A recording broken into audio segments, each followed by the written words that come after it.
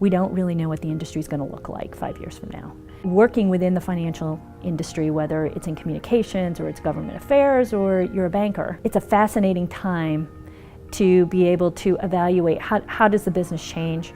And so, it makes for an exciting job. I'm Candi Wolff. I'm Executive Vice President for Global Government Affairs at Citi. A portion of what affected the trust of banks was that the economy tanked and banks got blamed for much of the causes.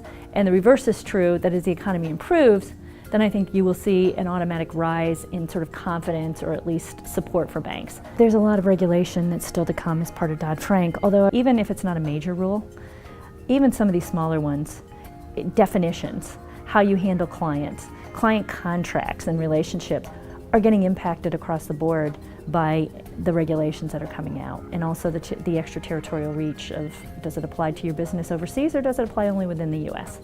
And lots of challenges that are coming from the regulations. And I think what we think are issues today turn out that there's another set of issues a month from now that we weren't anticipating because something got drafted and all of a sudden there's an impact that wasn't foreseen. You're seeing implementation of financial reforms that began in the G20 group when it was created back in 2008 to focus on taking reforms that might apply in the US and the EU and trying to apply them more globally. Those reforms are just beginning.